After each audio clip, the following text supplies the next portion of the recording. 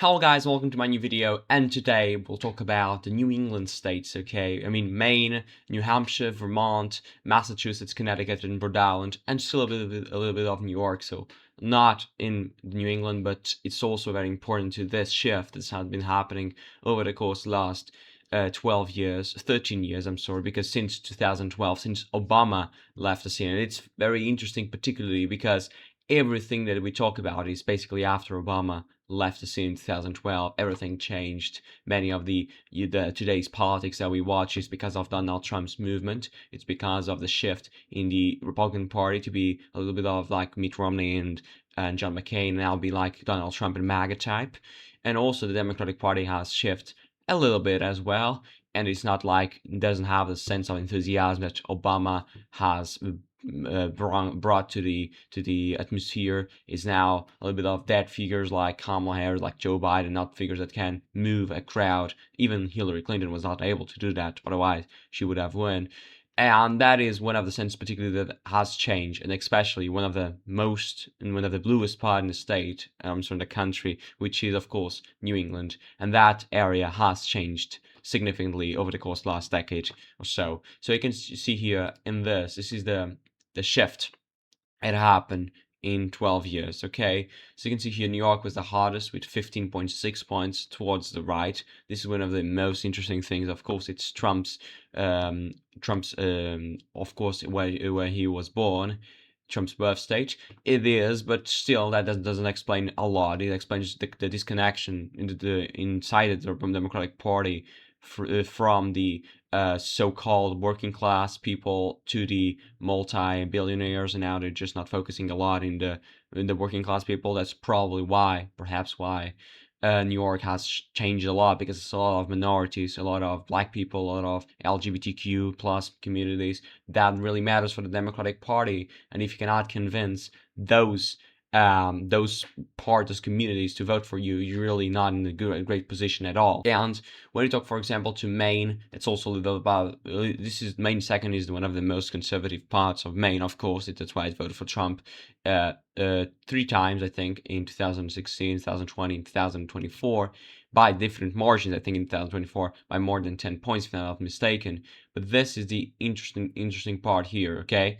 17.6 points in 12 years, and then you got to Maine first, a little bit of more democratic friendly territory, a lot democratic friendly, to be honest, and it basically didn't change in the last 12 years. And you go to New Hampshire and Vermont. New Hampshire is a little bit different state from the others because it's a little bit composed. It's a lot with independents, a lot with moderates, and Trump is not appealing to those part of the people, to be honest, part of the population. You can be a fan of Trump, but you cannot deny that he's not one of the most appealing to independents, like it was Mitt Romney, probably John McCain as well.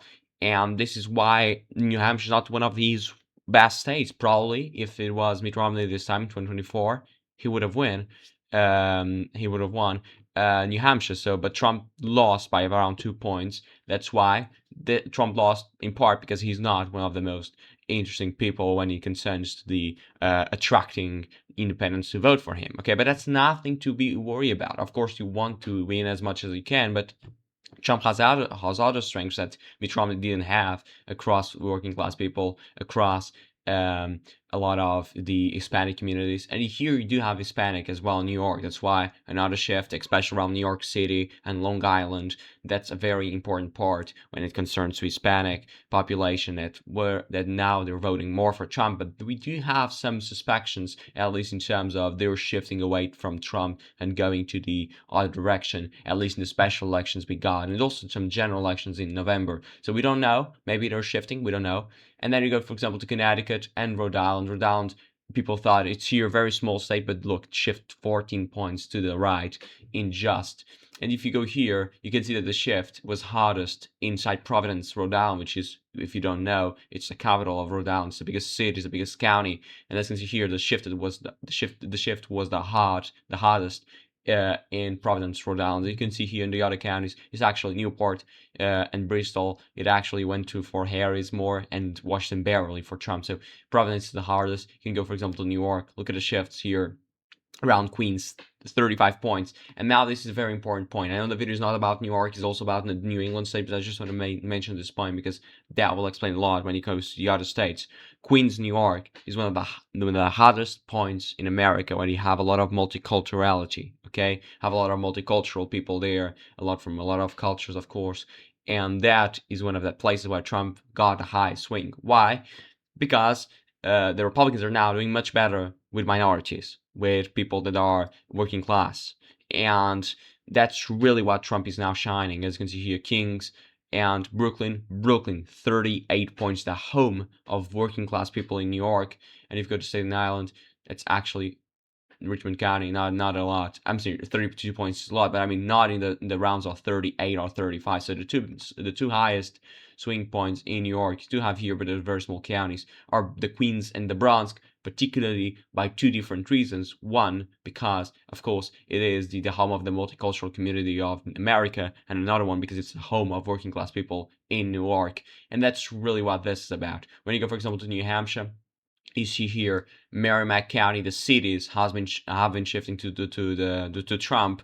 But if you go, for example, to Rockingham County and to Hillsborough County, those are the two counties that were the highest Republican counties.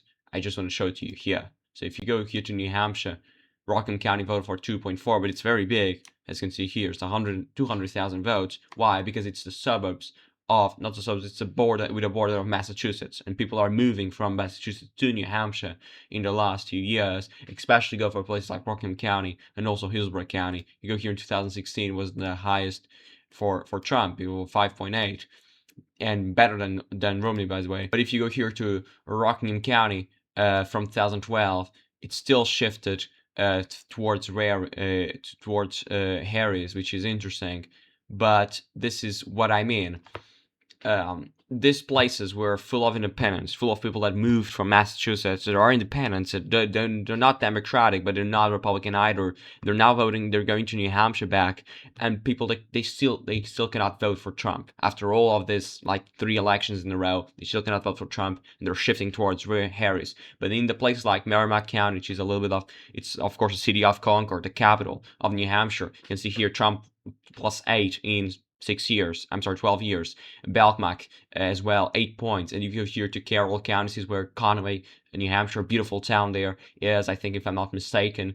Barely, also in here in the Grafton County, New Hampshire, this is where from the cities of Hanover, very beautiful university town there, just across the border with Vermont. Very democratic, by the way. I think it voted for Harris by a substantial margin. Hanover here, 84-14, only 70 points. I'm just joking, okay?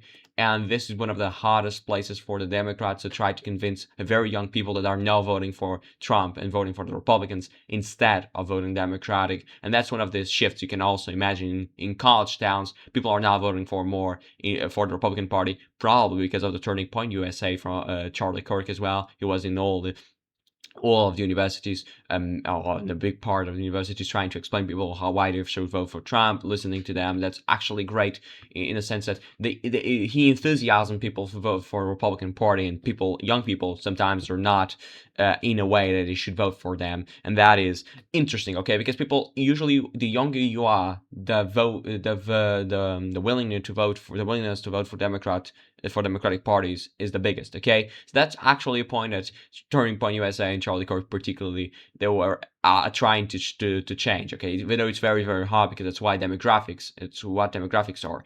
Connecticut here as well.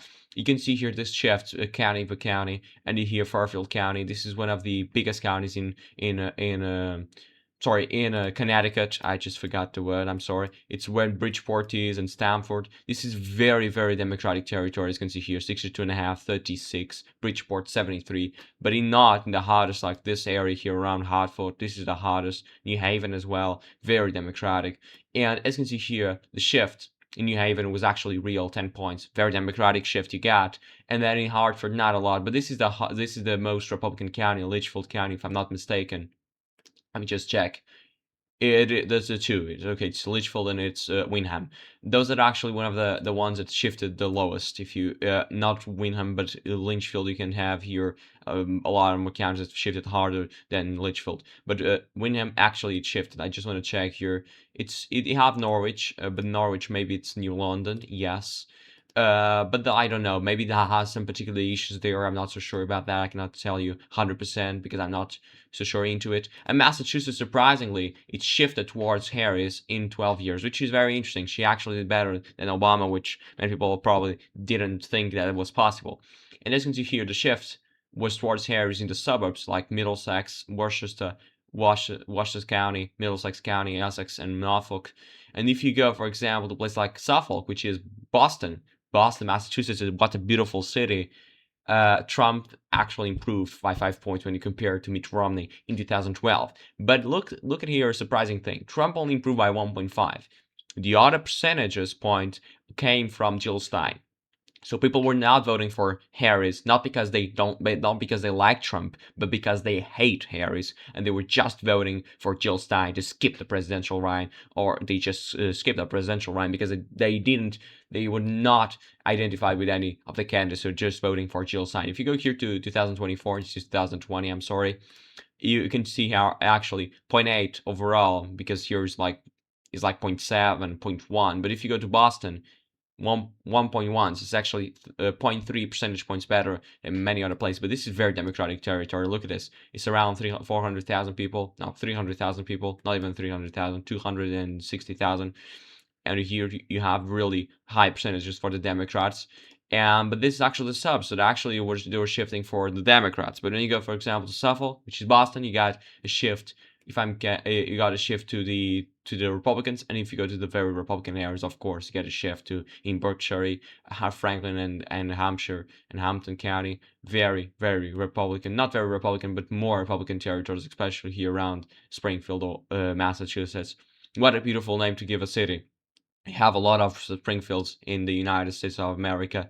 It's actually one of them. Here's actually Democratic in the border of New York, the border close to Albany, and here close to Connecticut, but this is very Republican territory here around Connecticut, and also it should be here around Massachusetts as well. But you can see still voted for Harris in 2000 by quite substantial margins, not this one, only by 10 points, only because Massachusetts does not have any Republican county. Only Bristol was the closest, but still Trump lost by almost 4,000 votes.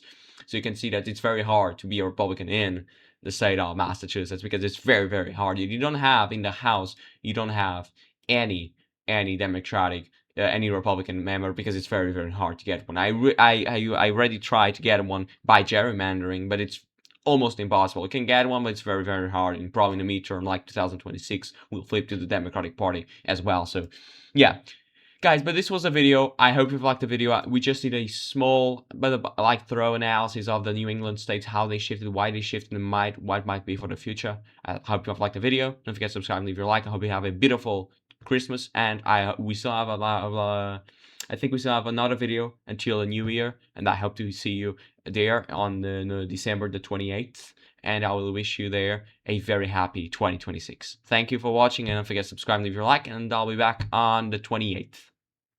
Thank you.